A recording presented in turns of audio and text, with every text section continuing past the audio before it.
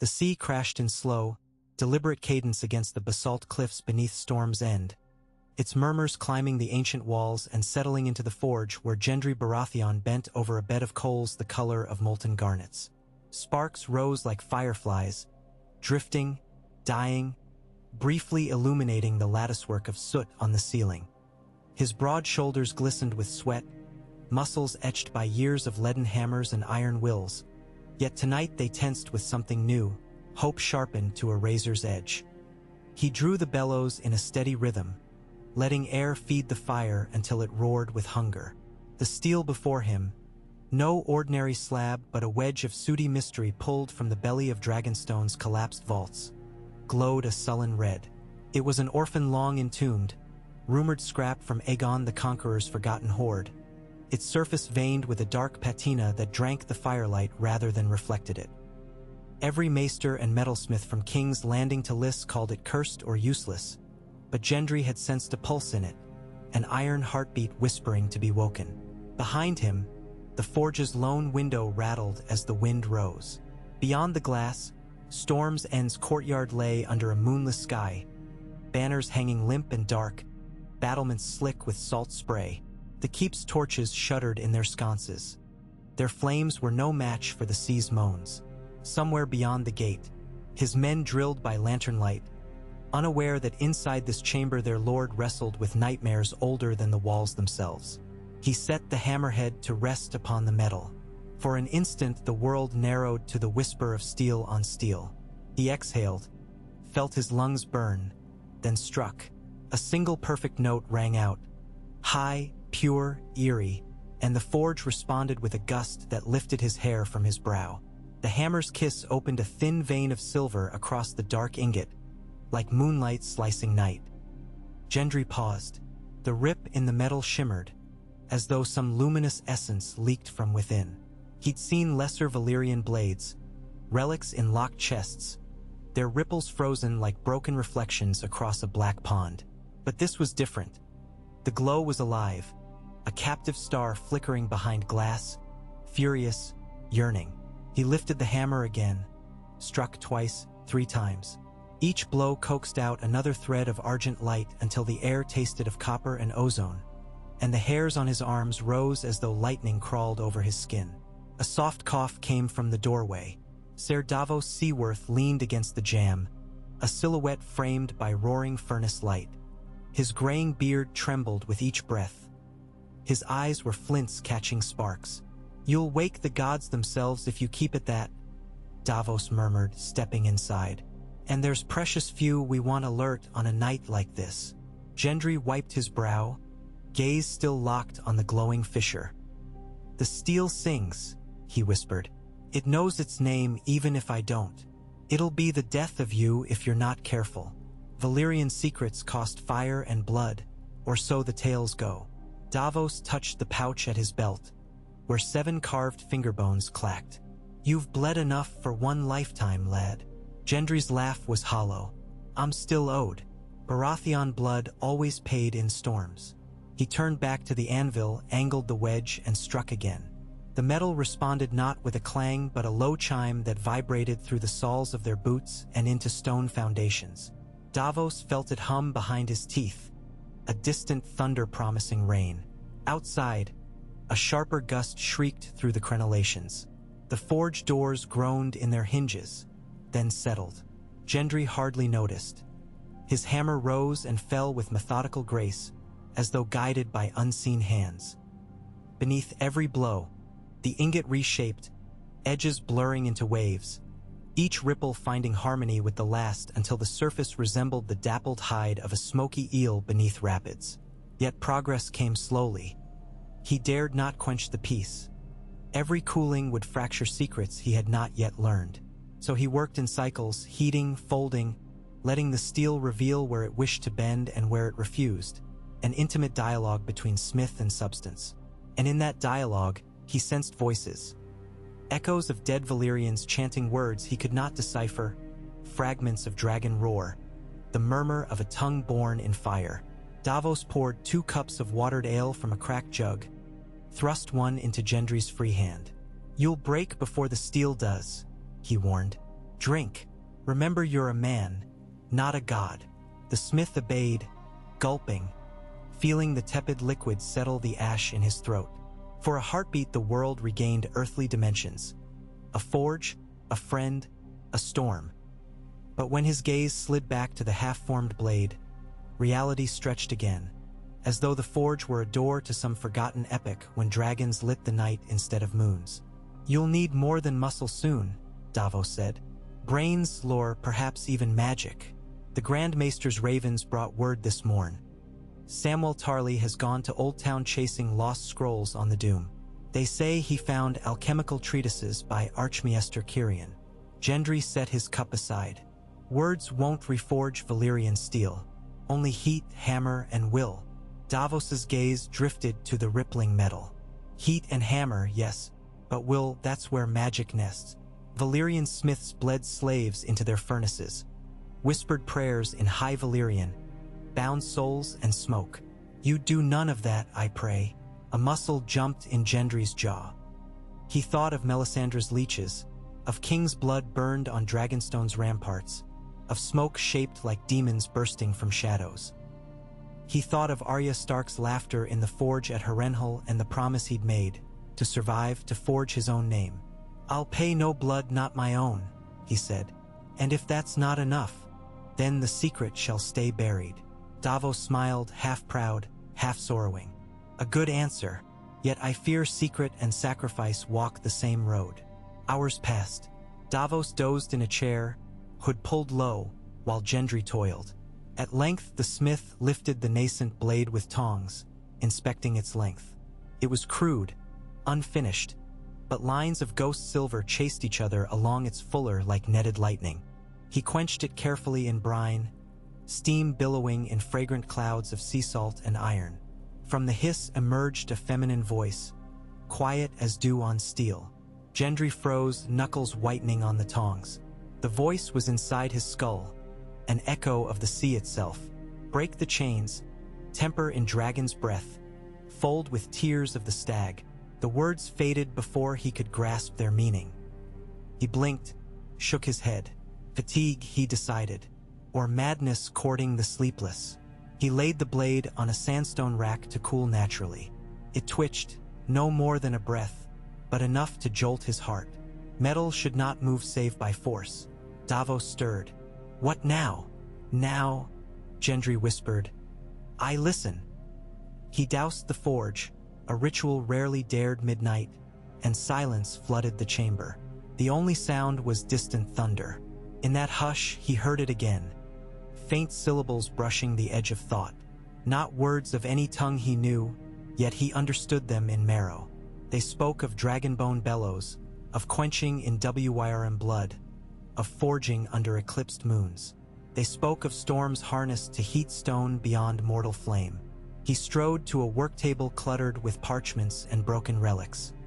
He snatched a leather-bound folio, unrolled a fragment of scroll purchased from Ibbenese traders, a map of Valyria rendered in ink the color of rusted gore.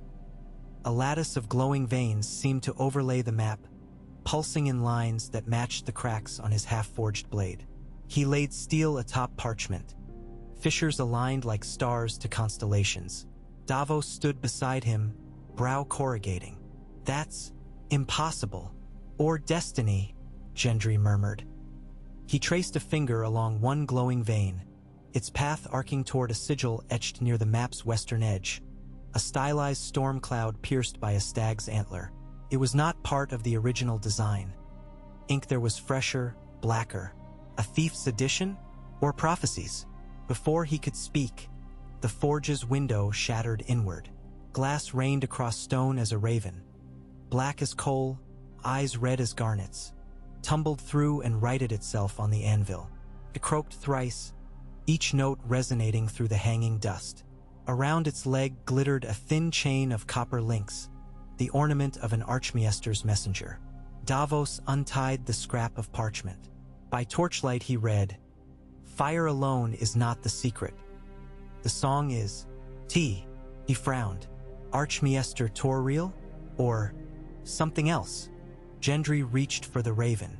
It bowed its head, allowing his calloused fingers to stroke its nape.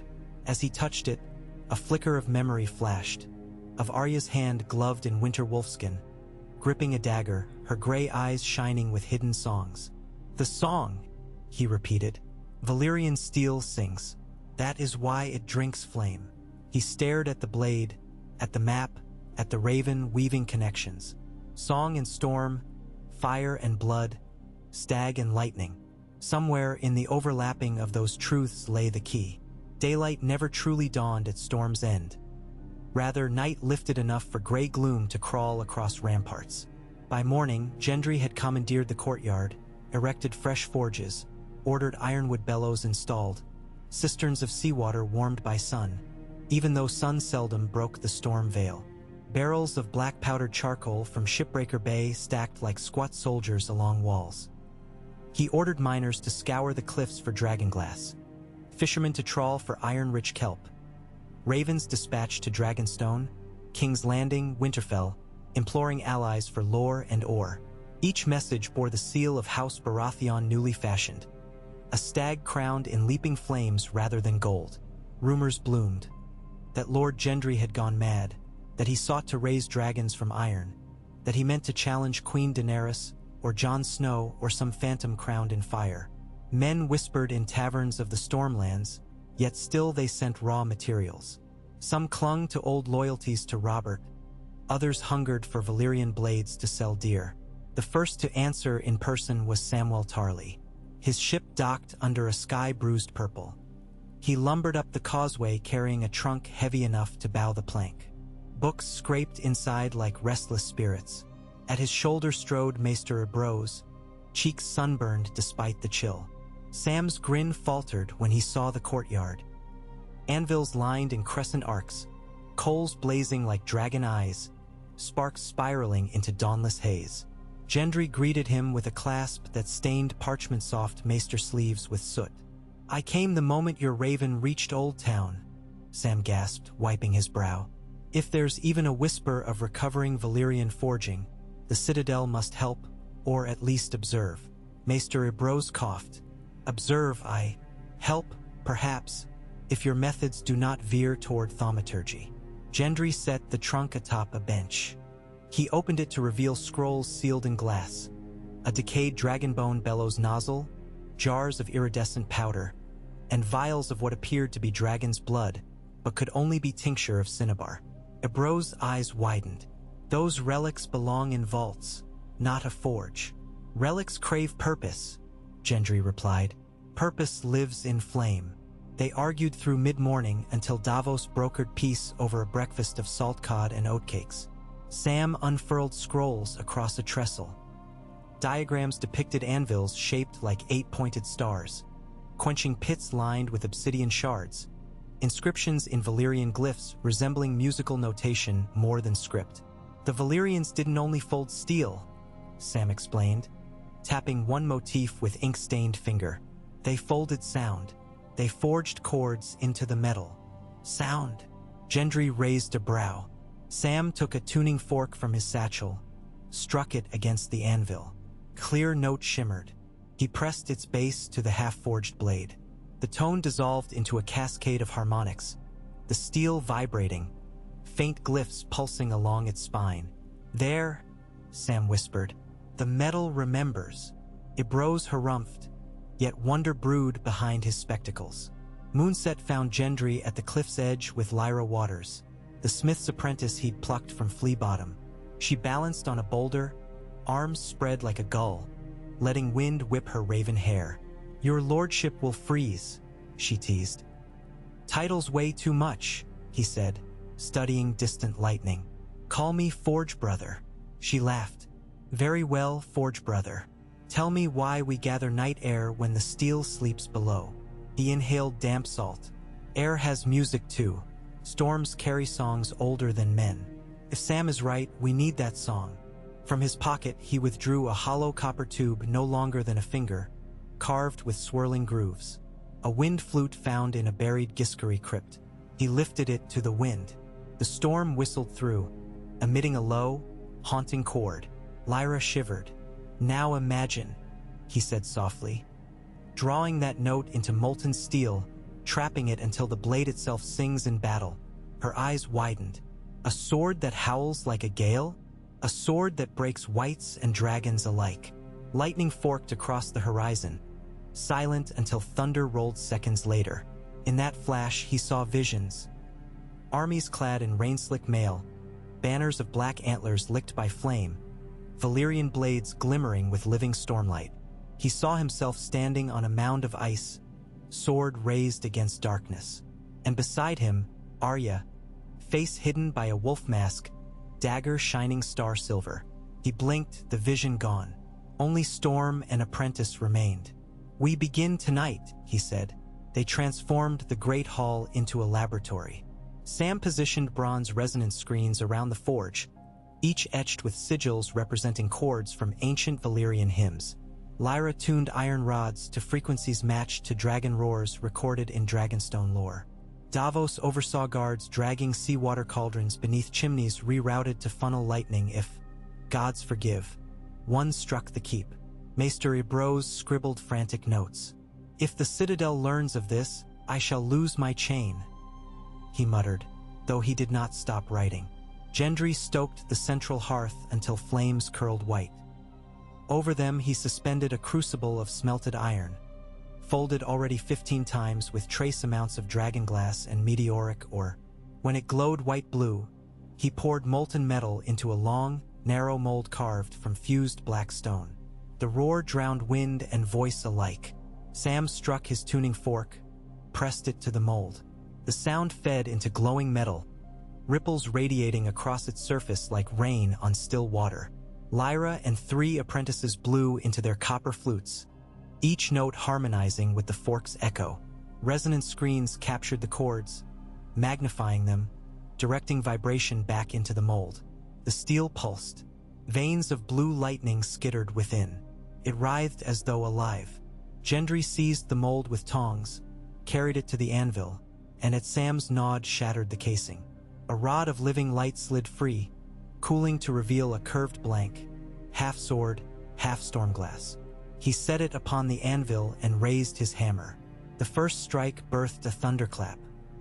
Sparks flared white, streaming across walls in burning comets. Apprentices covered ears. Lyra stumbled back. Sam shouted something lost in the din. With every strike, the blade thinned, lengthened, patterns of tempestuous silver curling along its length. The metal flowed like water yet held firm shape. The hammer rang like a cathedral bell calling souls to judgment. Lightning breached the sky, exploded against Storm's End's leeward tower. Electricity raced down copper gutters, through wrought iron channels Davos had laid, into the forge. A corona of blue fire blossomed around the blade. Gendry felt the shock pass through hammer, arms, spine. A baptism of pure power. He knew then. This was Dragonfire's twin, a storm's heart captured in steel. He drove the blade into tempering oil laced with powdered dragonglass. The liquid flashed to steam, room filling with acrid smoke. Through it he glimpsed shapes. Dragons circling above, Valyrian smiths chanting in ghostly chorus, Arya's silhouette at the doorway. But when the smoke cleared, only his companions remained, coughing, eyes streaming. The blade rested black as night, yet where torchlight touched it, streaks of cobalt and violet danced beneath the surface. He thumbed the edge. It sliced a hair from his knuckle before he felt a thing. Maester Ibroz approached, trembling. You've done it." Sam shook his head. "No. This is but the first verse. The full song may demand a dragon's breath, true darkfire, to complete." Gendry looked north, past stone, beyond storms, toward Winterfell and walls of silent snow. Dragon's breath. Their Daenerys' last remaining child, Drogon, circled wild tundra. And there, legend said, ancient forges still slept beneath the crypts, warmed by geothermal vents and secrets older than the Starks. His heart hammered louder than any smith's tool. He sheathed the unfinished sword in a crude leather wrap and handed it to Lyra. "Guard this with your life. I ride north before the next moon." Davos frowned.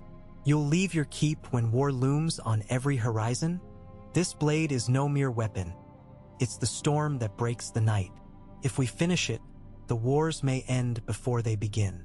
Thunder answered, as though the very heavens agreed. 3 nights later, Gendry departed Storm's End at dawn. He wore plain leathers beneath a cloak stitched with a discreet stag in flame, the half-forged sword strapped across his back. At his side rode Davos. Despite protestations of age, he would not let the lad face northern snows alone. Behind them clattered 6 Stormlanders. Lyra, Maester Abros, 2 seasoned smiths, and a silent Dothraki bladesman named Kassar who claimed dragon dreams. They crossed the Rainwood under a sky swollen violet. Word of their quest spread faster than ravens. Blacksmith King seeks Dragonfire. Madness at Storm's End. Baratheon forges Blade of Prophecy. Bandits shadowed them, but when they glimpsed the sword's slumbering glow, they fled muttering of cursed steel. At Maidenpool they boarded a cog bound for White Harbor. The sea was kinder than usual. Perhaps the storms themselves bent aside in deference. Gendry spent long nights on deck, polishing the blade until the exposed steel shimmered like distant stars. When waves crashed monochrome under lightning, he held the sword aloft and thought he heard it hum the storm's refrain. Sam spent evenings translating strip after strip of Valyrian verse. "The forging is tripartite," he explained between yawns. "Forge in Dragonfire, quench in storm water, sharpen with tears of the builder." "Tears?" Lyra asked. "The blade demands grief," Sam whispered. "Blood may be power, but sorrow is binding." Davos squeezed Gendry's shoulder. "We've grief enough. Your father, my sons, the realm's dead. The blade will drink its fill." They reached White Harbor on the cusp of winter. Snowflakes spiraled through sea mist, dusting stone quays. Lord Wyman Manderley greeted them with hearty feasts and wary eyes. Rumor of dragon queens and dead kings lingered like smoke after battle. Yet when Gendry unveiled the sword, Wyman's wariness turned to reverence. "It sings," the Lord breathed, frost pluming from his lips. "I am no smith, yet I hear it." Gendry pressed onward, bound for Winterfell. Ravens flew ahead anew. And sing their coming. At Mole's Town, wildlings whispered of a black dragon glimpsed near the fist of the first men.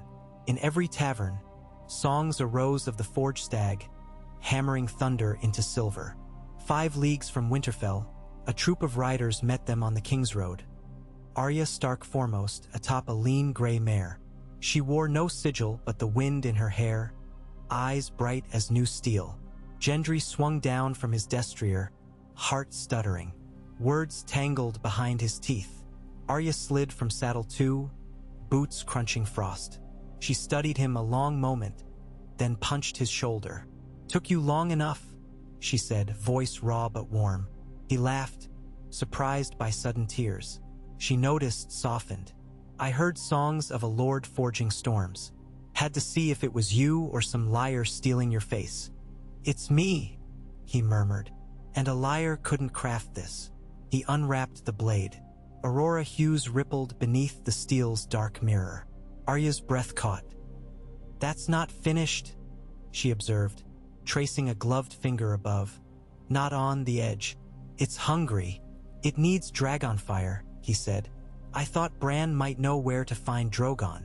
"Bran knows many things," she replied, "and none at all. But the dragon comes and goes like comets. Best be ready to follow prophecy's winds." She swung back into saddle. "Come." Winterfell's hearth is hot and Bran is waiting. As they rode beneath leafless birch, Gendry felt the blade vibrate faintly, as if greeting wolves in the distant woods. He wondered whether the steel recognized Arya's nearness, remembering the promise forged in Harrenhal's smoky embers.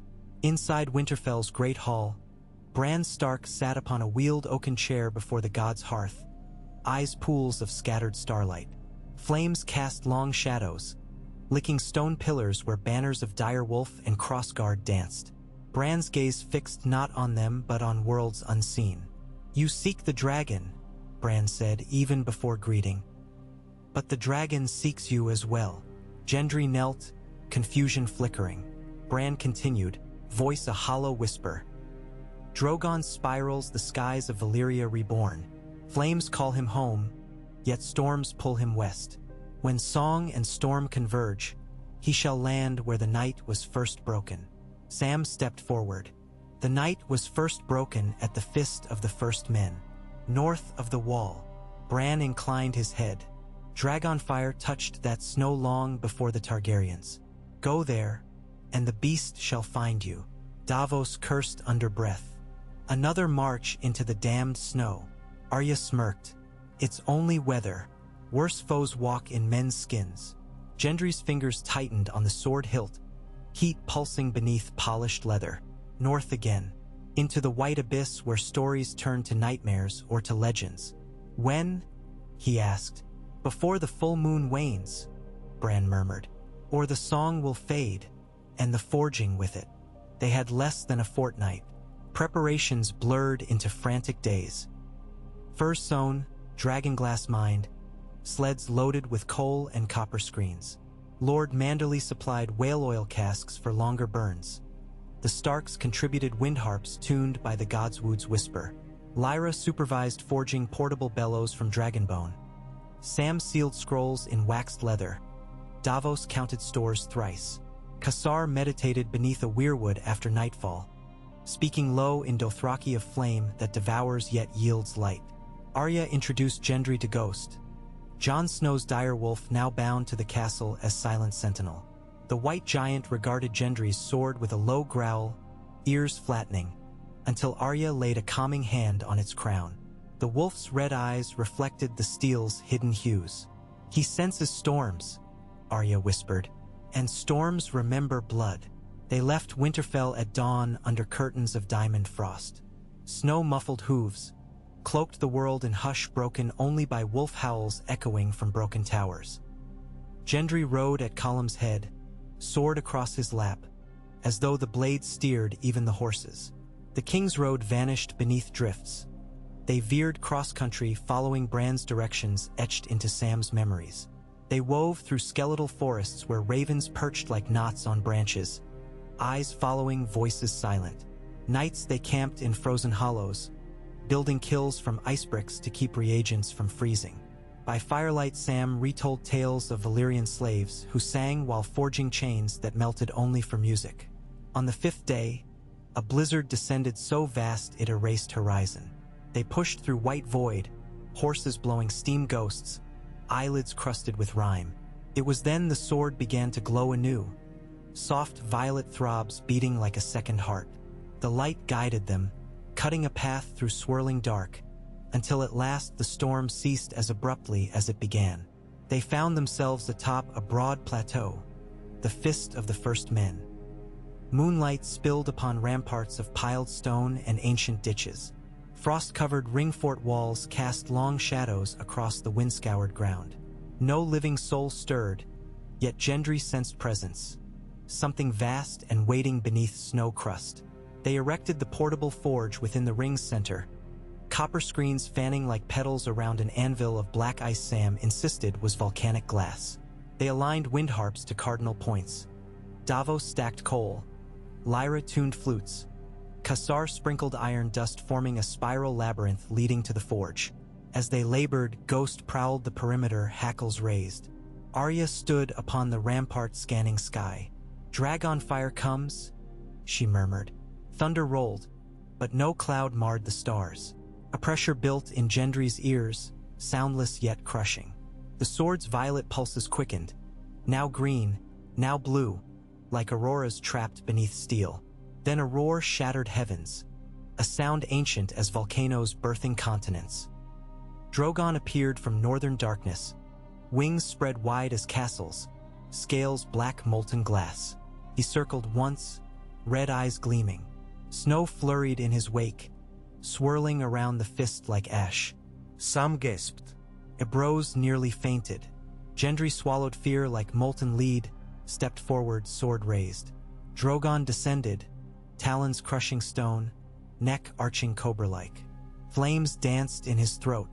The blade sang, a single clear note that silenced wind, flutes, human hearts. Drogon's head tilted, hearing a memory of riders long dead. He exhaled not flame but a stream of incandescent embers that drifted like fireflies, swirling around the forge. Sparks sank into steel, into coal, into human marrow. Gendry thrust the blade into the forge's heart, the coals igniting with white wildfire brightness. The wind harps howled, copper screens rang, flutes shrieked with no lips playing. Within the crucible, heat climbed beyond mortal measure, yet the steel did not melt. It glowed translucent, veins of silver swirling like galaxies. He hammered. Each strike echoed Drogon's low thrumming growl. Fold, strike, quench, in melted snow where ghosts' tears mingled. Again and again. Hours bled by. Moon set, dawn rose in ghostly dim, yet forge's light outshone sun. At last he lifted the blade. It was slender, curved, edge shimmering turquoise. Dark waves rippled across its length, ever shifting like storm clouds. He whispered the name unbidden. Tempestfall. Drogon roared approval, wings beating. The force of it nearly knocked Gendry to knees, but he planted the sword point in ice and stood. Lightning forked from clear sky, struck the blade, arced harmless into ground. From the steel rose a chorus, not of metal but of distant seas, distant dragons, distant storms yet to be. Arya approached, snow crunching. Her eyes, reflecting sword light, seemed those of a wolf glimpsing dawn. "Does it feel complete?" she asked. Gendry listened. The blade hummed, but now softly, content. "It feels home." Ghost padded near, sniffed, then bowed his massive head. Kassar knelt, and so did Davos, Sam, Lyra, Ibroz, every witness awed by creation. Drogon launched skyward, leaving swirling vortex of snow glowing ember hues. In silence that followed, Gendry lifted Tempestfall. Valyrian forged anew, tempered by storm and dragonfire, sharpened with tears of builders, and pointed its shining edge south. Across kingdoms, fires of war smoldered. But within that blade lived a promise, that storms might be tamed, nights broken, and songs once lost sung again. And so the true forging began, not of steel but of destiny, to be hammered on battlefields yet unnamed. The weeks that followed the birth of Tempestfall passed in a hush that felt like the still eye of a cyclone.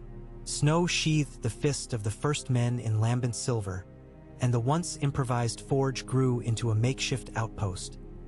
A bristling confusion of tents, kills, wind harps, and copper screens that clattered in every stray gust. Even after Drogon beat his titanic wings and vanished toward the orange glow of Valyrian dawns no mortal eye could see, the taste of ozone clung to mouths and memories alike, as though the sky itself had bled into their lungs. Firewood seasoned overnight, iron cooled too slowly, ravens refused grain.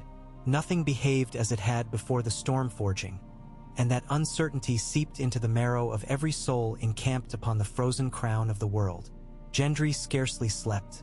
Tempestfall demanded its maker's presence, humming when he strayed too far, thrumming against its leather sheath when he removed his gauntlets, vibrating softly whenever words of old Valyria drifted from Sam's nightly transcriptions.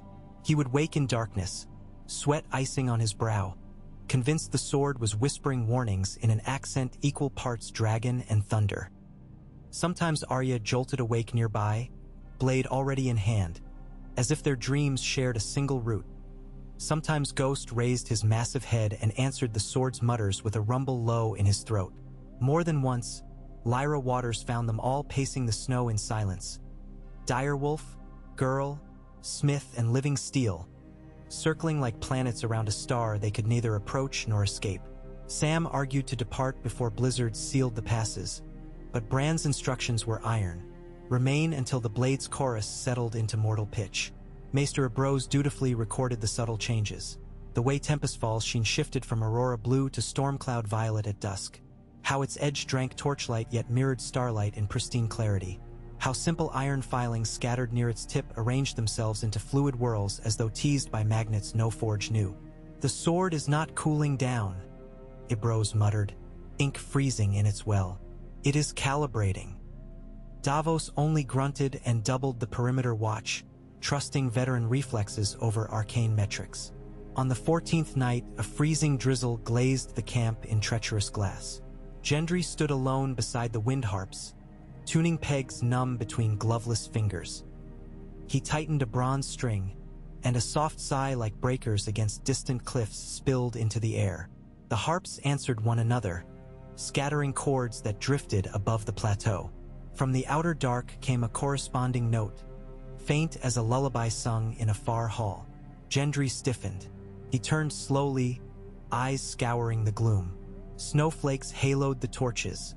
Nothing stirred beyond their circles of amber. Then Tempestfall chimed, sheathed, from across his back. 2 quick pulses. He froze, hand hovering over the hilt, unwilling to draw lest the blade flare and blind his sentries. Instead he spoke a single word, unfamiliar yet instinctual, and the note ceased. Across the ring fort Davos lifted a lantern, his old voice rasping, "All's well." Gendry nodded, but worry burned. The sword had warned him of something the living had not heard. Come dawn, tracks were discovered beyond the ditches. Clawed depressions the width of dinner plates, 5-toed, splayed like a reptile's yet set too deep for any creature living north of the wall. Kassar knelt, eyes narrowed to slits.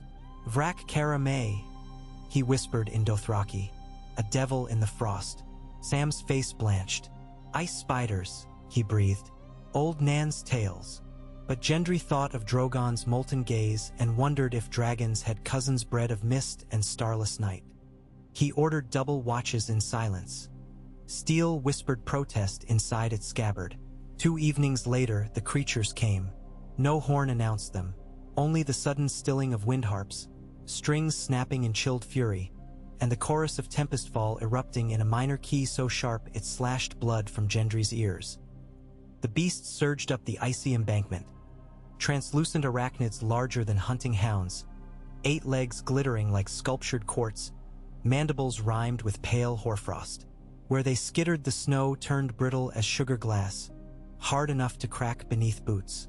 Lanterns failed, fire pits guttered, tongues of flame folding in on themselves as if stifled by unseen jaws. Arya moved first, gray cloak whipping, twin Valyrian daggers ghosting silver arcs.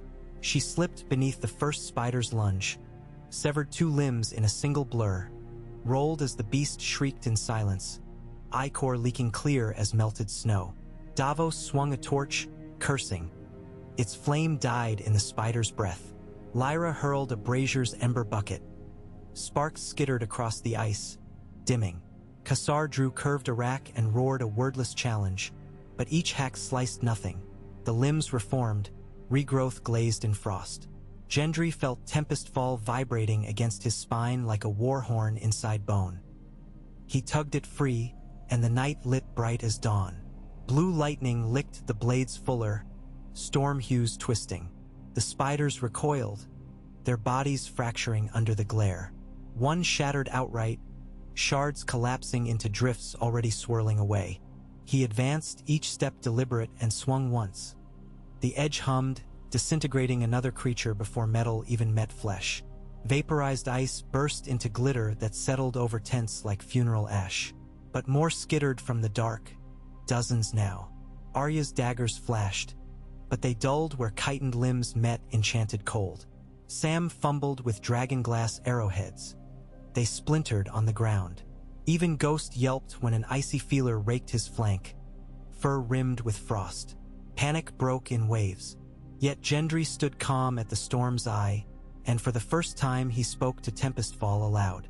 "Sing," the sword answered, pouring a chord deeper than ocean trenches, higher than mountain peaks. Air warped around steel. The blue flame along its edge lengthened into a tongue of lightning that arced outward, touching every copper screen hastily re-erected days ago. A web of energy crisscrossed camp, each strand vibrating to the blade's key. Wherever the lattice struck spider flesh, the creatures vaporized, noise swallowed by crackling ozone. Within heartbeats, nothing remained but drifting rime and the echo of thunder retreating across the snow-swept hills. When silence settled again, torches flared back to life, as though air reconciled itself with flame once more. Gendry lowered the blade, chest heaving. The lattice winked out, copper screens glowing dull red where lightning had kissed them. The sword's chorus faded into a low hum of satisfaction. He wiped frost from his lashes and looked to Arya. Her eyes mirrored the blade's waning gleam, half wonder, half fear. Neither spoke. Dawn found the survivors weary but unbroken. Sam traced melted trenches where the lightning web had run, muttering of resonance fields and stormglass conduction. Ebros scribbled notes so fast his quill snapped thrice. Davos pressed a poultice into Ghost's raked side while the direwolf endured with stoic glare. Lyra inspected the copper screens, counting repairs needed. None suggested turning back. Fear had shifted to grim resolve. Something in the north wanted Tempestfall silenced, which meant the realm needed it louder still. Bran's raven arrived the same morning, black wings dusted pale with frost flowers. Its note bore a simple command: ride for Hardhome. The dead gather seashells and the living borrow bones. The sword must taste brine. Sam deciphered the cryptic lines faster than Gendry could saddle his destrier. There's an abandoned Valyrian waygate in Hardhome's cliffs, he said. Legends claim stormlit waves once cooled Dragonforge steel. Perhaps the blade needs salt water quenching to settle fully. Davos spat. Sea full of corpses and whites. We'll be feeding sharks our livers. Still, he ordered the column ready before noon. The trek east across the haunted tundra tested even the hardened Stormlanders. Aurora curtains danced overhead, brushing mountains like glowing veils. Phantom horns blew on distant ridges. Once they crossed a frozen river where pale shapes glided beneath the ice. Men who had drowned when the spring thaw cracked and refroze, eyes open, hair drifting in the slow current. Each night, the spiders' shattered remnants glittered around the camp, as if reminders that the frost fiends might reassemble given time. Yet Tempestfall stayed quiet, sheath pulsing only faintly, impatience overshadowed by purpose. Gendry dreamed of forging noises underwater, anvils echoing in pressure-black deeps, hammers swung by silhouette smiths whose hair flowed like kelp tendrils. Hardhome greeted them with gull screams and the stench of rotting kelp. Burnt-out long halls sagged along the shore, bones scattered across pebble beaches like driftwood. Waves heaved sluggishly beneath a skin of dirty slush, each swell carrying half-frozen corpses that thumped onto stones, rolled, and were swallowed again. Tall cliffs loomed behind, their faces pocked with ancient, perfectly circular tunnels that breached into deeper darkness. The Valyrian waygates. Gendry felt the sword warm as the wind hissed through those voids, producing hollow notes akin to distant horns. Kassar and two Stormlanders scaled the cliff first, anchoring ropes along jagged basalt outcroppings. Gendry followed, Tempestfall strapped across his back, its lightning subdued but restless. Inside the primary tunnel, he found walls of polished black basalt veined with glimmering crystal. Obsidian shot through with flecks of red that pulsed when the blade passed. Sam hustled behind, reciting passages about dragon lords forging chains to anchor sea beasts. These vents once channeled magma gases, he said. Heat and salt mist, ideal for blade tempering. They reached a cavern where the cliff met sea in an arch of stone teeth. Atlantic cold water surged in rhythmic booms, retreating into darkness. A natural forge, half wind, half tide. Here Gendry erected a small hearth of volcanic rock, feeding it charcoal laced with ghost grass oil to achieve blue-white flame. Lyra prepared bellows. Arya stood watch, bowstring taut. Davos arrayed dragonglass torches around the cavern mouth. Tempestfall emerged from its sheath blazing cerulean, casting ripples of fractured light upon every wet surface. Gendry set its blade upon the coals. Lightning oozed along the fuller, fusing charcoal into glassy slag. Sam struck a tuning fork. The sword absorbed the tone like ink in thirsting parchment. Gendry hammered with measured cadence, no longer shaping metal but exciting resonance locked deep within. When color reached a crescendo of indigo and white, he plunged the sword tip-first into the frigid surf. Steam exploded in a snarling cloud that filled the cavern, whipped by wind gusts into vortices. Within that hiss arose voices, alien, chorus-like, echoing syllables older than dragon lords. Gendry heard them dimly, warnings of water devouring fire, of storms that drowned worlds. Yet he held on as brine turned to boiling foam around the blade. The sea glowed beneath, a luminescence racing outward through the BA. Why, blue veins lighting submerged wrecks, skeleton fleets, weed-choked anchors. On shore, corpses caught in slush convulsed, brittle limbs thrashing against rock. The living camp recoiled. Ghosts snarled, hackles high. Arya drew steel, peered over the cliff. Below, the half-dead along the beach rose on unsteady legs, eyeless sockets reflecting blade light, drawn toward its song. Whites began to climb. Sam shouted, his cry swallowed by crashing surf. Davos hurled torches. Flames sputtered in sleet. Lyra loosed a wind harp tuned to Tempestfall's previous key. Its chords staggered the leading corpses, but still they came, fingernails tearing stone. Arya sprang to a narrow ledge, dagger spinning, severing tendon and bone. Yet for every dead thing she felled, 3 more clambered upward, pulled by magnetic music of heated steel. End it! Davos roared through swirling steam. Gendry pressed deeper, wrist bones creaking. Tempestfall's glow flared brilliant white. Then, as though a valve opened, all light vanished. The sword turned perfectly dark, drinking reflections, drinking moonshine, drinking even the torch glow illuminating the cavern. Where metal met water, frost formed a ring of perfect black ice. Instantly the undead halted their ascent. They swayed, convulsed, and toppled backward into surf like puppets with strings cut. In seconds the beach lay still, lifeless corpses frozen into silence once more. Arya exhaled fog, scanning for movement. None came. Gendry withdrew Tempestfall. The blade no longer glimmered with color. Instead, its surface was a deep mirror fired by hidden pinpricks of starlight that shifted when tilted. He traced a finger along its fuller. Metal felt cool, supple, like moon-kissed silk. Sam approached, awe open on his face. "It's balanced," he whispered. "The heat of dragons, the chill of winter, the salt of storms, all harmonized." A bro's quill scratched feverishly. The black ice edge. Valyrian legend speaks of night-forged steel wielded only by storm kings in the Dawn Age. A weapon to sunder both shadow and flame. Davos chuckled darkly, wiping brains of the undead from his sleeve. "A fine thing, but blades don't end wars, hands do." He glanced at Gendry. "Whose hand will bear this in the end?" Gendry felt Tempestfall weigh nothing now. Lighter than air, but heavy with fate. He sheathed it. "Mine, until my arm breaks or heart does." Arya looked away toward the dark horizon, expression unreadable. Their return to the surface found the main camp shaken. Half the men spoke of lights beneath the ice, of mermaids made of bone singing in drowned tongues. Kassar claimed to have seen a colossal figure farther along the shore, haloed in torch glow. A giant white, skin-bleached ivory, hauling a net of human skulls that rattled like seashells. None pursued them inland, yet fear took root. That night Bran's raven perched upon Arya's tent pole, scarlet eyes reflecting fire. The scrap tied to its leg bore only a date and place. Southmarch, first thaw.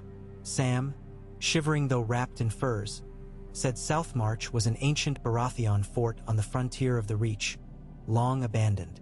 Davos exhaled like a man accepting doom. Highgarden's doorstep. If word of this sword has spread, every claimant'll converge there. Gendry tasted iron on his tongue. We ride south with haste. The march from Hardhome to Eastwatch was a blur of sleet, wolf howls, and the ceaseless whisper of Tempestfall singing just beneath the threshold of human hearing. Arya seemed to hum countermelodies under her breath, as though the sword's tune had lodged in her ribs. At Eastwatch a narrow ship awaited, loaned by Manderley's grace, its hull sheathed in dragonglass spikes. Men whispered it repelled the drowned dead. None wished to test the claim. Crossing the shivering sea, Gendry spent nights on deck studying stars mirrored in Tempestfall's dark mirror surface. Each point of light refracted not once but thrice within the blade, forming constellations unseen in open sky, as if steel revealed hidden geometries underlying the heavens themselves. Sam theorized the sword's alloy bent starlight along harmonic nodes of forged resonance. Ebros called it cosmic chorus. Gendry merely felt small, like a fledgling comet dragged behind an unknowable gravity. In White Harbor, fresh horses awaited. Lady Alice Mormont joined them, curiosity outweighing clan loyalty lines. She carried a great axe of barebone fused with northern steel, unbreakable though not Valyrian.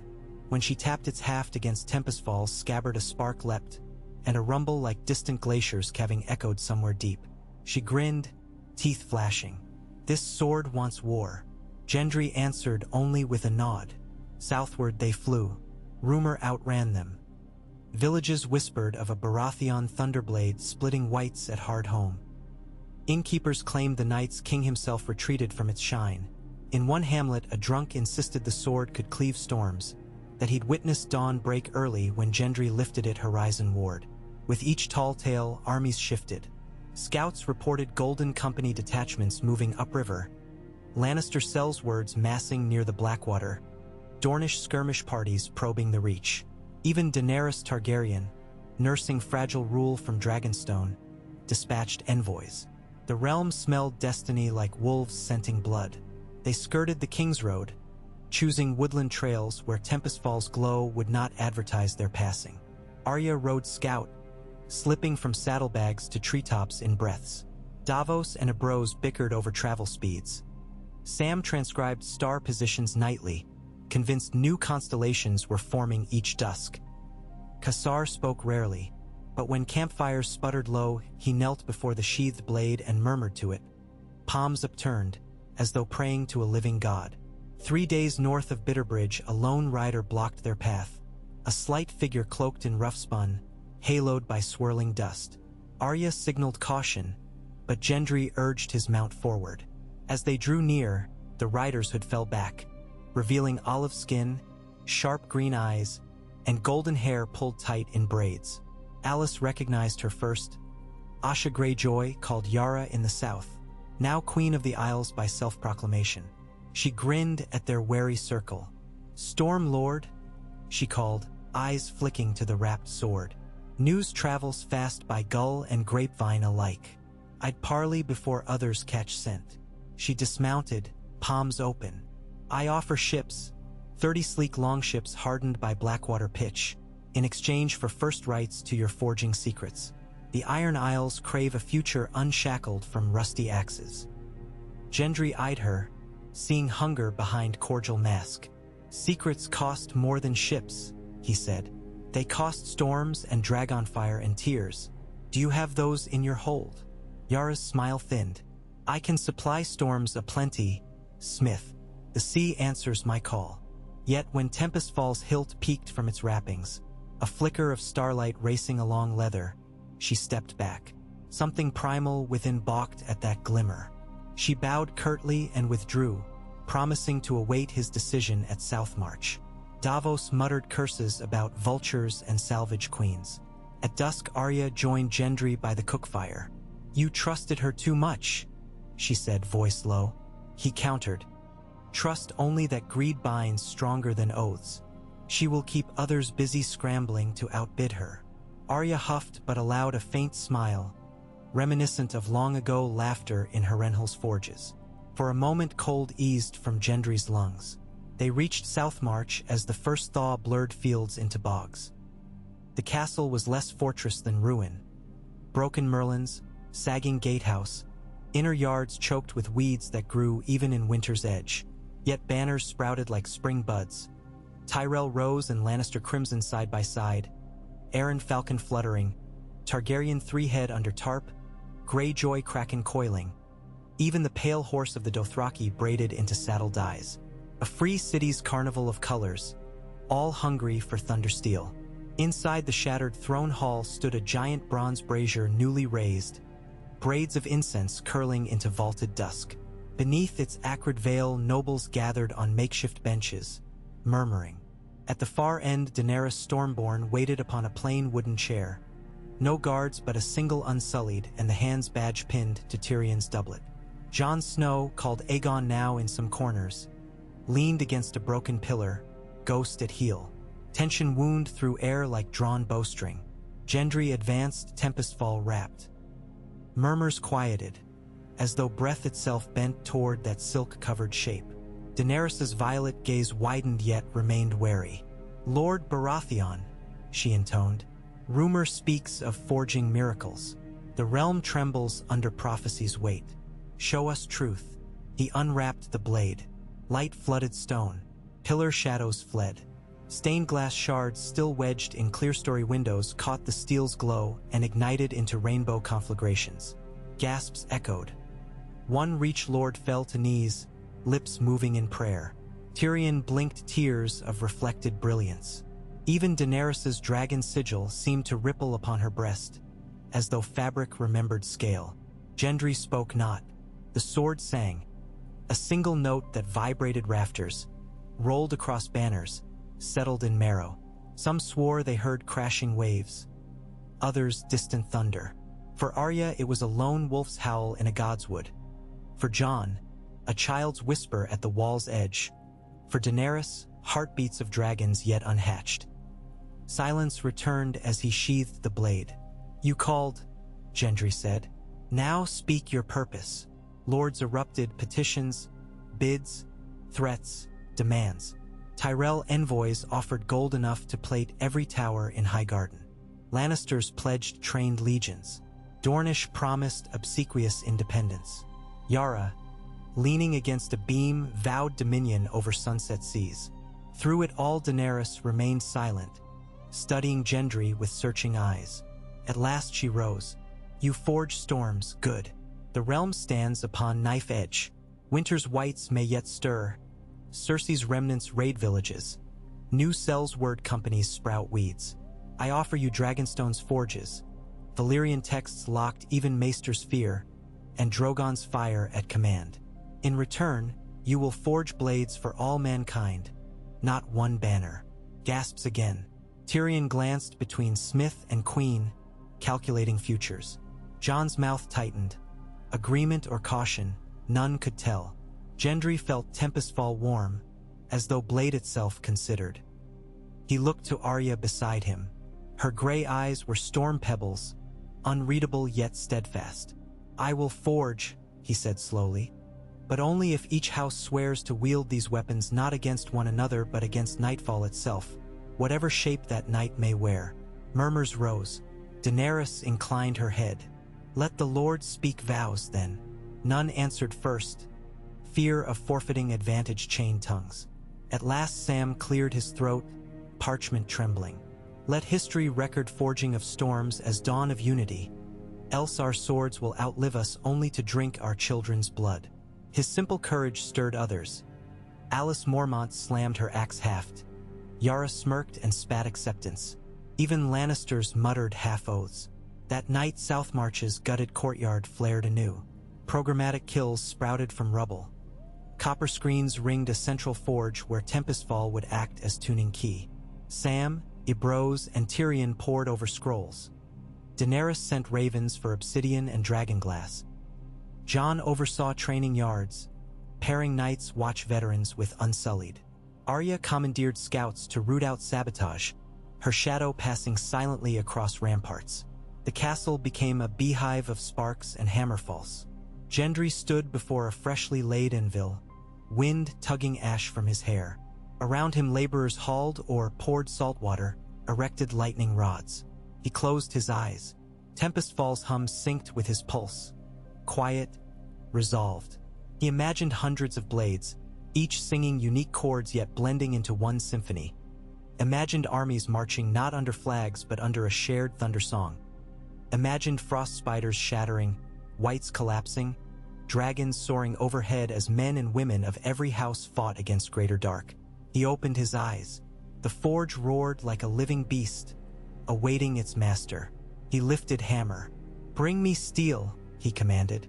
The first ingot clanged upon the anvil, a raw promise. Gendry drew Tempestfall, touched its edge to the metal. Light flowed across iron, awakening dormant sparks. Those gathered felt the hairs rise on their arms, heard notes building like dawn's first lark becoming choir. Above, a rumble of thunder. No cloud in sight, answered the cord. The storm forging of Westeros had begun. The wind shifted at dawn, carrying with it the scent of damp earth awakened by thaw. South March, half-ruined and ringed with scaffolds, thrummed like a harpsichord tuned to some hidden key. Everywhere hammers beat and bellows groaned dragon breath, and sparks leapt skyward in glittering cascades before dying on the chill spring air. Ravens perched upon shattered merlins cawed their disapproval, but men and women below paid them no heed.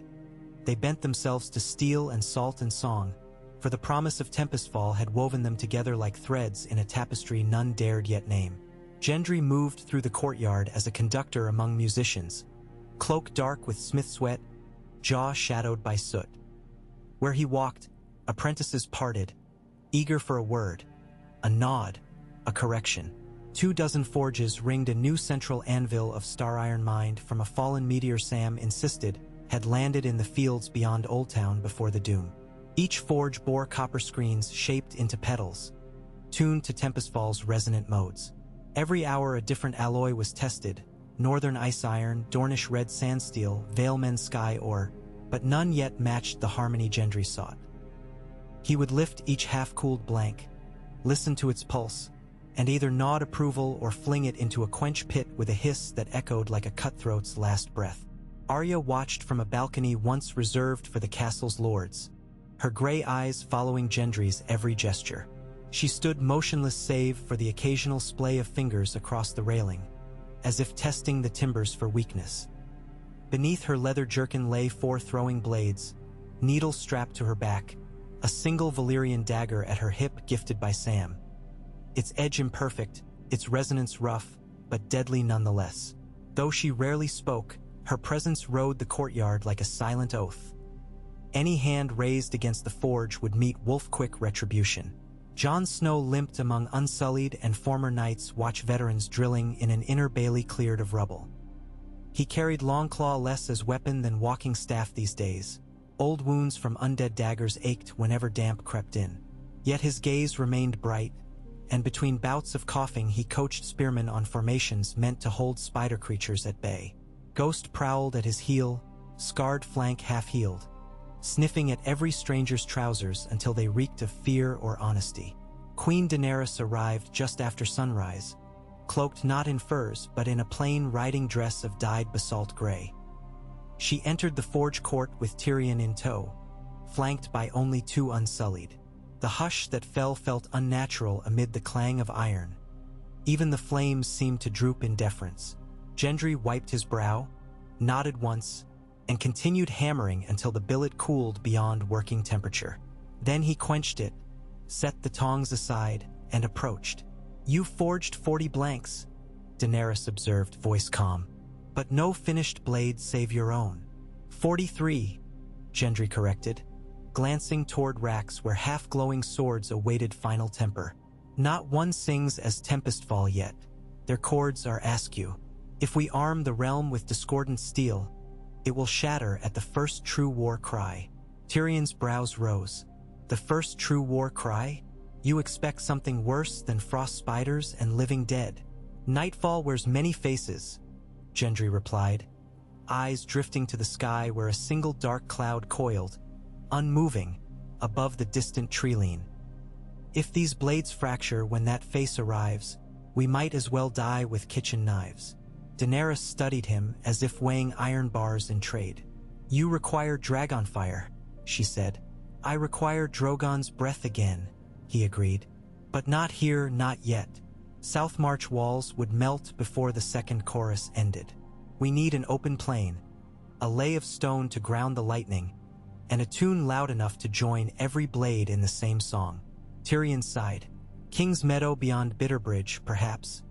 Bedrock close to surface, river for quenching, no villages for leagues. But you risk every lord's fear that you forge an army only for yourself." "Fear will follow whichever road we choose," Arya said, descending the stair. Her boots thudded softly. "Better it rides behind us than blocks the way ahead." Jon joined, wiping sweat from his brow. "I'll vouch," he rasped. Tempestfall chose no banner. "The steel wants night broken, not crowns claimed." Daenerys' mouth curved faintly at that. "Very well," she said at last. "I shall summon Drogon to Bitterbridge. We leave within 3 mornings. Work quickly." Gendry bowed, but a low tone vibrated through the courtyard. Tempestfall's warning note. Conversation froze. Across the way, Lyra Waters sprinted from a side gate, cheeks flushed, hair wild. "Saboteur!" she shouted. Smithy 4, flux barrels swapped for saltpeter. The batch shattered in quench. 2 men burned, 1 blind. Gendry cursed, racing past. They reached Forge 4 amid choking smoke. A maester tended the victims. Shards of molten ferrite lay fused to brick. Lyra knelt beside a cracked crucible, fingering white crystals clinging to rim. "Someone knew precisely what to add," she whispered. "An alchemist's measure." "Lannisters," growled Alice Mormont, arriving with axe at ready. Her eyes blazed, the old northern grudge flaring. But Gendry knelt, sniffed the smoke. "Not Lannister craft," he muttered. "Esso's formula. Lysine." He rose, scanning banners. Some Lysini sells words served under the Golden Company colors. Motivation clear. Sabotage to keep Westeros reliant on foreign blades. Tyrion clenched jaw. "If word of this spreads, alliances crumble before they form. We must root the rot quietly." Arya brushed soot from Lyra's sleeve. "I will find the hand that poured saltpeter," she vowed, gray gaze turning steel. "When I do, justice will be swift." That night, storm clouds gathered above the castle, though forecasts told of clear skies. Tempestfall hummed with barometric tension.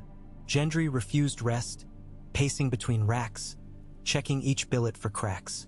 Sam approached, carrying a ledger thick with Valyrian chants. "You must sleep," Sam said. "Precision dulls with fatigue." "The steel won't wait," Gendry answered. "It listens when I dream. Even my sleep belongs to the forge now." Sam hesitated. "You speak as if possessed." "Perhaps I am," Gendry whispered. "But better I bear the blade's burden than another who might bend it toward vain glory." They parted without further word. Overhead, thunder muttered though no lightning parted sky. The second morning dawned with banners sodden, rain sheeting like dragons' tears. Courtyard puddles mirrored faces haggard by sleepless labor. Arya returned just before first bell, cloak smeared with mud, a thin cut across cheek. She tossed a coin purse at Gendry's feet.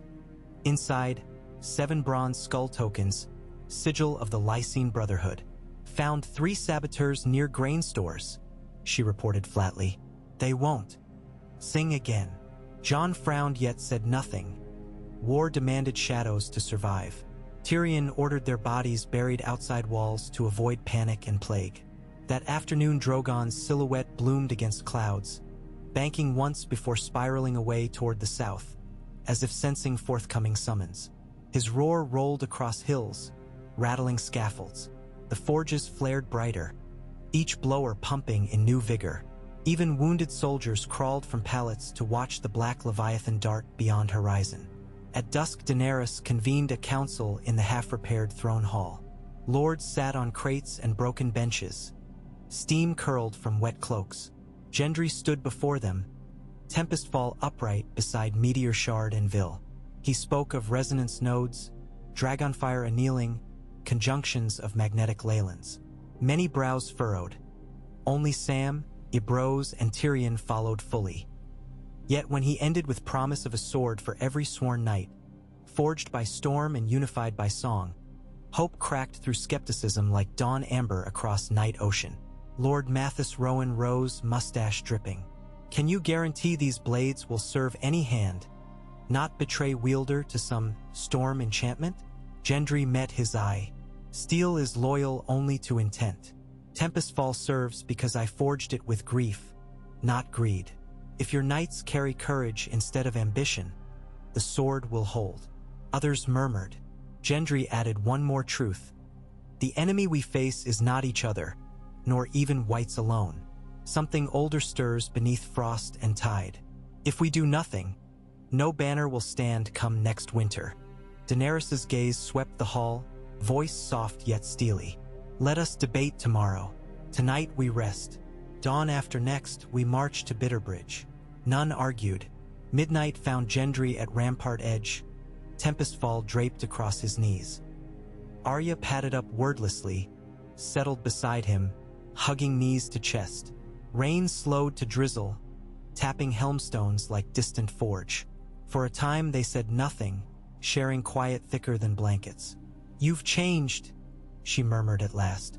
Gendry's thumb traced a star point etched in blade. "We all have. War, storms, dead kings. Even steel changes with each hammer stroke. Would you lay the hammer down?" she asked, voice almost lost to rain. "Not while darkness lingers." He turned, studied her profile, cheekbone sharp, eyes reflecting dim lanterns.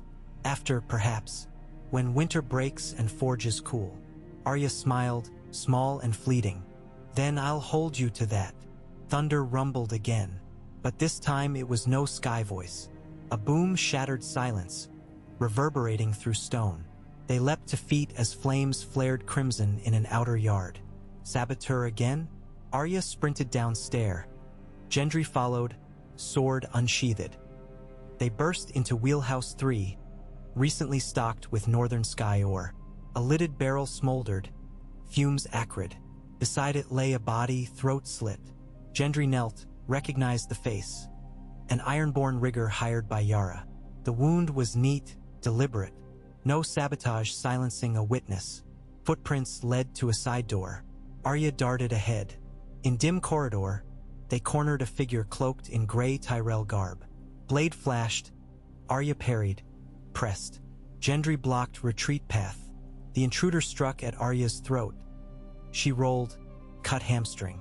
The figure fell, hood sliding to reveal a young woman. Eyes emerald, cheeks freckled, Rowan's niece, squire to his heir. Terror flooded her gaze. "Who sent you?" Arya hissed. She spat blood, trembling. "No one. He discovered my letters to Highgarden. Would disgrace my house. I had to." Tears mixed with rain. Gendry sighed, lowering blade. Not sabotage, blackmail turned murder. Arya bound her hands, voice flat. "Murder near the forges threatens unity. We cannot let lords see house blood spilled." They hid the body in charnel pit until council could judge. But whispers already spread by dawn. The exodus from Southmarch resembled a pilgrim host. Smiths and ox carts stacked with crucibles and half-forged blanks. Soldiers marching in columns flanked by Unsullied. Noble retinues trailing banners wet in wind. Packs of ravens overhead like shreds of midnight cloak. In murky pre-dawn, they crossed low fields smelling of thaw rot and wild onion, heading east toward Bitterbridge where Mander and Blueburn met. Rolling hills dotted with sheep now served as Thunderforge grounds. Gendry rode at vanguard with Daenerys, Jon, Tyrion, Arya. Tempestfall rode across his back, its hum thrumming through saddle leather into horse spine. The animal pranced nervously but obeyed. Ghost padded silent ahead, nose twitching. Scouts fanned out. 2 miles from the river confluence, a watchhorn blew, 3 notes, enemy cavalry. Banners crested ridge. Red slash of Lannister, black horse of Bracken, and the exotic sunburst of Selsword Free Companies merged under the Golden Company's Drake. At their center rode Ser Joffrey Prester, gilded armor bright as noonday but face shadowed by plume. Tyrion clicked tongue. "Our sabotage ringmasters arrived to finish job." Jon murmured, "Let's hope they crave show of force only." Daenerys raised a hand. Unsullied shields locked. But before formations tightened, a whistle split air. Arya's arrow streaking high, burying itself in ground before the lead horse. Message: "Stop." Ser Joffrey reined in, horses stamping. He called across wind, "Lord Baratheon, the realm's iron flows through Lannisport forges. Yield your miracle steel to the rock or be crushed under debts you bear to our gold." Gendry spurred forward a single length, Tempestfall unsheathed halfway. Its dark mirror reflected cavalry ranks distorted into ghostly specters. "Gold cannot buy storms," he called back, "nor can threats." He drew fully. Light spilled blue-white across valley. Horses screamed, shying. Men gasped as reflections crawled across helms. Prester's bravado faltered. He glanced at his rear lines, mercenaries uncertain, some edging away. Gendry lifted blade overhead. The sky responded. A low thunder crackled, though clouds sparse. When lightning forked between exposed hilltops, it grounded harmlessly through Tempestfall's edge, not into field. The display rattled even hardened veterans. Prester snarled, rallying. Trumpet sounded. But before lancers could lower, another trumpet answered from behind Gendry's column, deep, booming. Over ridge behind their host rolled 30 longships on massive log rollers, propelled by iron-borne, sails furled but proud masts bearing kraken sigils. Yara rode atop the prow of the lead hull like figurehead come alive, axe raised. Her infantry poured out, shields clanging, cutting across flank of Lannister line. Surrounded, Sellsword's reevaluated loyalties. Golden Company captains barked orders. Half their men peeled away, negotiating surrender mid-charge. Prester cursed, tried to retreat. Yara's thralls cut his horse's hamstrings. He hit ground, clutching twisted leg as tide turned. The skirmish ended swift. A spatter of blood, few dozen dead, arrogance humbled. Gendry approached Prester. "Gold buys chains," he said quietly, but storms snapped them. He left the man to Yara's prisoners and returned to forging grounds. Bitterbridge Plain stretched wide, grasses flattened under thousands of footprints. Engineers erected copper pylons around central hearth. Sam adjusted angles using star charts and Maester's astrolabe. The river diverted into trenches feeding quench pits. On third dusk, clouds thickened. A hush fell like cathedral silence. Drogon's arrival was heralded by wind so strong tents collapsed. He dropped from stratosphere with meteor velocity, wings breaking only at final instant, talons carving trenches. His roar set every copper pylon vibrating. Sparks leapt between them in symmetrical arcs. Daenerys stood alone before him, palm raised. He bowed, golden eyes reflecting twin flares of furnace. Without word, she climbed to his neck, guided him toward hearth. Gendry signaled. Apprentices rolled first billet. Northern ice iron folded 17 times with Valyrian sky ore into crucible atop star iron anvil. Tempestfall anchored central chamber on rack, unsheathed. Its hum linked with pylons. A circle of lightning formed overhead like glowing halo. Drogon inhaled. Forge flames bowed, and exhaled a torrent of emerald blue fire. The crucible glowed white. Metal wriggled like molten serpents. Gendry raised hammer, modulated by Sam's tuning fork pitched to Altair Star. Strike. The billet sang a new tone, deep but bright. Pylons chimed. Across field spectators felt chest bones vibrate. Second strike. Tone rose a perfect fifth. Third, an octave soared. Drogon's fire intensified, then ceased at Daenerys' soft command. The billet, now rod of living aurora, was passed to quench pit lined with sea salt water from Storm's End, hauled across leagues in sealed casks. Steam whistled, soared skyward like choir ascending. When vapor cleared, a blade lay cooling, surface swirling with colors reminiscent of sunrise after storm. Gendry touched it. Melody thrummed faint but coherent, Tempestfall's sibling.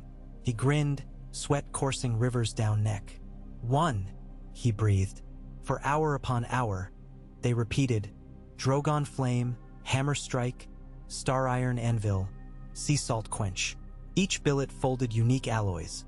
Dornish red or laced with lapis dust, Reachish spring iron, Vale sky ore, island meteoric shards. By dawn, 23 blades lay upon black velvet, cooling hums blending into single chord audible even to deaf ears. Lords approached reverent. Gendry handed first completed sword to Lord Rowan, whose squire's crime still darkened memory. Rowan's hands shook. As fingers wrapped hilt, blade shimmered, singing a chord keyed to his pulse. He knelt. "Stormforge Master, I pledge this blade against night and for unity." Gendry accepted nod, then passed next sword to Alice Mormont. Each blade bound new oath, each oath anchored by living steel. When 20 swords left his care, only 3 remained, differing in craft, deeper hue. Sam leaned close. "The triune pattern," he whispered. "Blades for those who anchor prophecy. Fire, ice, storm." Gendry considered, then offered charcoal black blade veined with red to Daenerys. Flameheart, he named it. She lifted, flame dancing in hair as steel sang high soprano. Second blade shimmered pale silver laced with midnight. Frost song. Gendry held it out to Jon. Ghost sniffed, rested chin on hilt as if claiming share. Jon gripped, eyes wet. Third remained. Stormcloud gray shot through with violet veins. He glanced at Arya. She shook head, stepping back. "It chose you," she murmured. Indeed, when Gendry grasped the hilt, thunder rippled across horizon. They dubbed it Thunder Vein. Celebration seeded tension the following sunset. Lannister emissaries, though cowed, demanded share. Dornish envoys insisted on equal representation. Even Yara hinted at blades for Iron Isles. Gendry promised more, if they sent or men trust. Arya whispered that trust was rarer than Valyrian steel. That night he kept vigil before the rack of storm blades, mind drifting. Footsteps disturbed stillness. Tyrion, half-drunk, carrying wineskin. "Mind if a weary dwarf enjoys quiet?" Gendry nodded. Tyrion sat, studied Tempestfall's reflection warping his scar. "Remarkable," he murmured. "I thought dragons the pinnacle of creation, yet you coaxed thunder into steel." "It wasn't me alone," Gendry said. "Dragons, storms, songs, sorrow.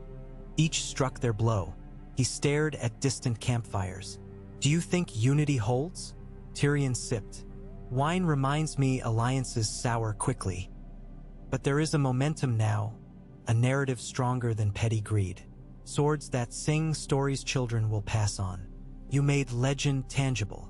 A scream cut conversation. Torches flared near supply tents. They raced toward commotion. There lay Lyra, collapsed, eyes wide. On her chest, carved with surgical precision, a sigil. A scythe encircling a moon emblem of faceless men, though few recognized.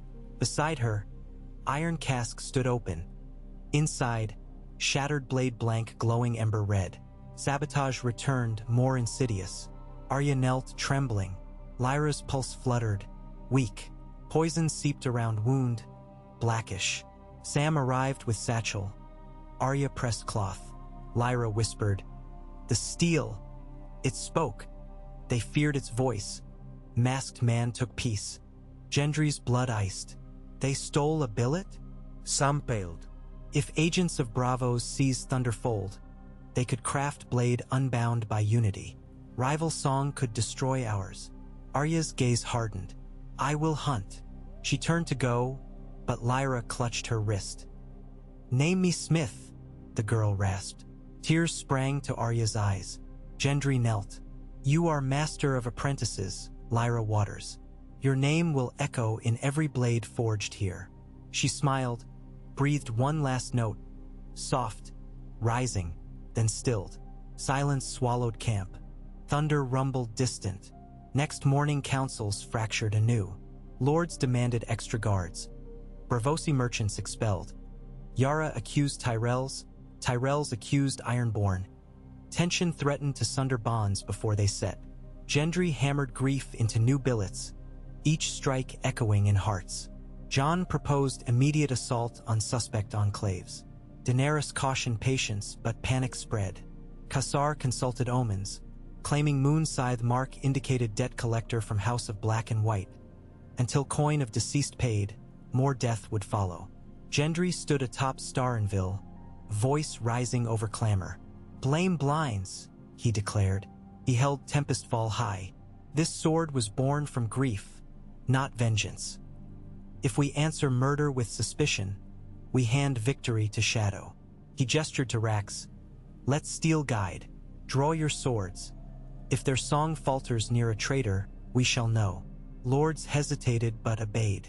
One by one they gripped blades. Each sang true, clear chord matching Tempestfall's root. When Ser Paxter Redwine's sword hummed discordant minor interval, eyes turned. Redwine blanched, dropping hilt. "I, my maester," he bolted. Arya tackled him, dagger at throat.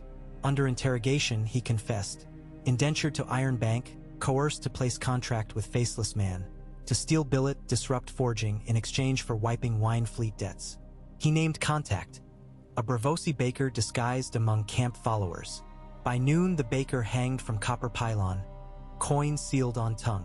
Their billet recovered, half-forged into crooked dagger unforged by flames.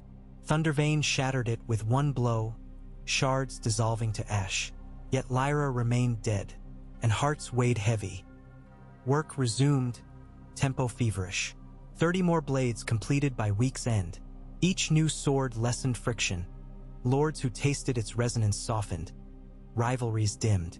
Daenerys drilled companies in mixed ranks, Unsullied beside Northmen, Ironborn behind Dornish. Songs rose at night, old ballads bending to new chords as swords chimed along. One chill evening Arya found Gendry near river, shaping hilt for blade meant for Asha Greyjoy, kraken carved of driftwood sealed in bronze. Moonlight silvered his hands. "You haven't slept," she said. "Nor have you," he replied. She watched Callus's dance over file. "When this ends, what will you do?" He paused. "South March needs rebuilding. Storm's End needs master to hold storms at bay. I might do both."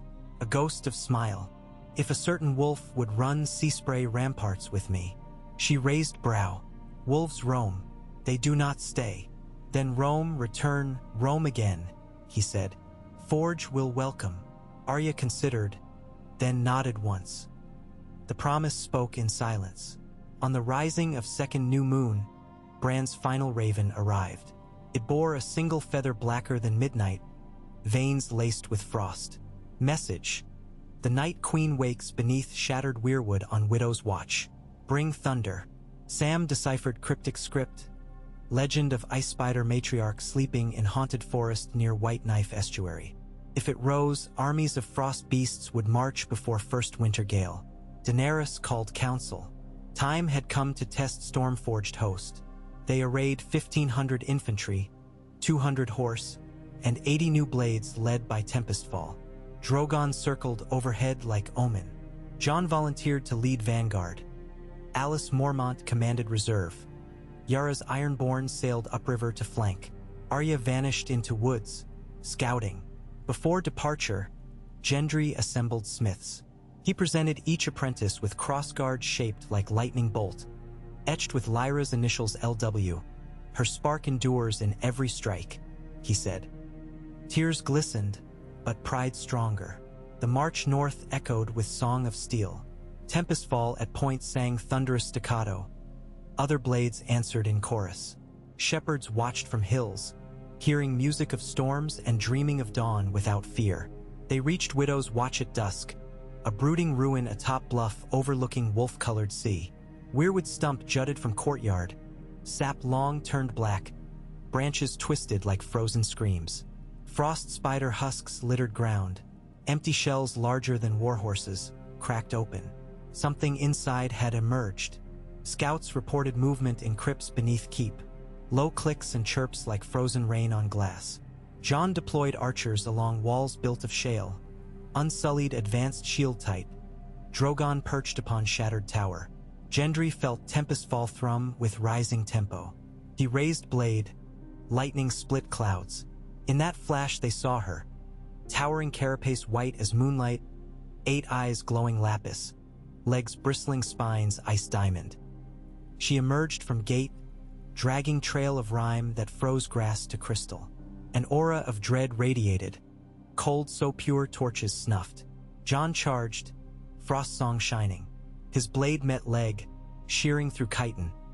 Wound sleet shards, instantly refreezing. The Night Queen screeched, mandibles opening to expel gale so frigid armor cracked. Men staggered, flesh bluing. Daenerys spurred Drogon. Dragonfire met frost breath midair. Steam plume exploded, sending shards raining. Drogon roared again, but cold sapped flame intensity.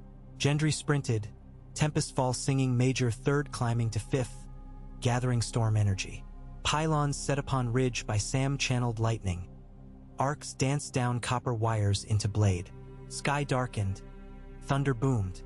He leapt, bringing blade and two-handed arc. Lightning poured along edge, striking Queen's carapace. Ice shattered like stained glass. She reeled, screech deafening, but rear legs stabbed. Gendry rolled, armor grazing, frost searing hip. Arya sprang from shadows below, daggers flashing, cutting tendon joint. Alice's barebone axe followed, splitting another limb. Yet the Queen still loomed, eyes blazing.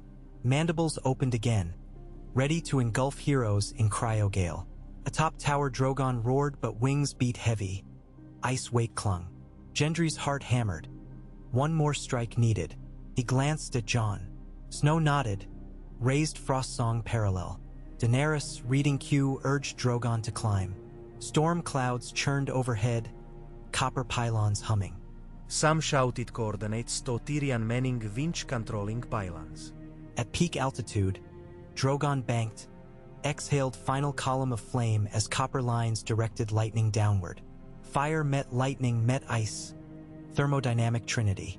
In that nexus, Tempestfall arced upward, guided by Gendry's will. Edge pierced Queen's thorax. Frostsong stabbed opposite flank. Flameheart from Daenerys' wielded vantage cut downward in scorching streak. The Queen convulsed. Blue light erupted from cracked shell, swirling up lines into cloudbank. A wail like glaciers collapsing dimmed into echo, then into silence. Carapace split. Ice fractured. Creature disintegrated into diamond dust borne by wind. Where she fell, Weirwood stump burst into flame. Sap igniting red as blood, burning away rot. In ashes sprouted tiny green shoot, leaves crimson. Thunder rolled, ut not menacing, majestic, promising. Tempestfall's hum eased into tranquil cadence slower than heartbeat. Gendry fell to one knee, exhausted. Arya caught him, hauled upright. He smiled, first unburdened smile since forging began. Jon clasped Daenerys' shoulder, frost melting on armor. Ghost howled triumph. A chorus of blades resonated across ranks, minor chords shifting to major. Dawn after tempest. Weeks passed. Rumors of the Night Queen's fall spread like spring pollen. Frost spiders retreated to deep caverns. Whites north of wall disassembled into inert bone. The realm inhaled with lungs unclenched. At Bitterbridge, forging continued, but need shrank from desperation to duty. Gendry commissioned memorial to Lyra, a statue of apprentice hammering star iron, eyes alight with destiny. Beneath stood motto in Old Stormlander, sorrow tempers steel. Lords knelt there before receiving new swords, vowing to carry both grief and hope. Unity held, though not without scars. Lannisters signed treaties limiting gold sway. Iron Bank forgave certain debts in face of unveiled threat to commerce. Bravo's renewed pact of peaceful trade. Daenerys journeyed north to treat with free folk, Jon beside. Drogon's sword unstoppable sentinel. Arya left one dawn, leaving note on Enville. Wolves roam, but always find way home. 2 moons later she returned, cloak dusted with desert sand, eyes carrying stories. She handed Gendry a pouch of red diamonds from Summer Islands, payment to fund free schools for Smith's children. He kissed her cheek, cheeks flushing flame steel. When Storm's End's banner fluttered anew, Black Stag wreathed in violet lightning, folk across Westeros cheered. Not King's banner, but Shield of Storms, open to all. Pilgrims trekked to forges hoping to apprentice. Gendry placed Sam in charge of academy to teach resonance science. Maester Ibroz penned tome canticles of steel. As for Tempestfall, it rested now in simple oak rack within Storm's End's restored forge. Visitors expected pedestal jewels. Instead they found blade unassuming save subtle gleam, humming faint lullaby like waves at night. Gendry forbade display in throne rooms. He believed legend lived in act, not relic. On quiet evenings he and Arya walked ramparts. Sometimes she recounted journeys. Sometimes he recited properties of phase transitions in Dragonfire-quenched alloys. Always they ended at Forge Hearth, where embers glowed reminiscent of stars glimpsed through steel. There they sat, shoulder touching, content to let storms roam the sky while within walls peace reigned. One night, as summer lightning flickered distant, Arya nudged him. "The hammer's down. What now, Smith?" He smiled, gaze on horizon. "Now we temper lives as we tempered steel, heat, fold, quench, listen to song." He took her hand, rough fingers entwining. "And we let storms pass while we remain." Above, thunder murmured approval. The realms slumbered, sword songs weaving through dreams, promising dawns where unity shone brighter than gold. And on an anvil of star iron waiting still, sparks slept, ever ready for next forging, should night rise again.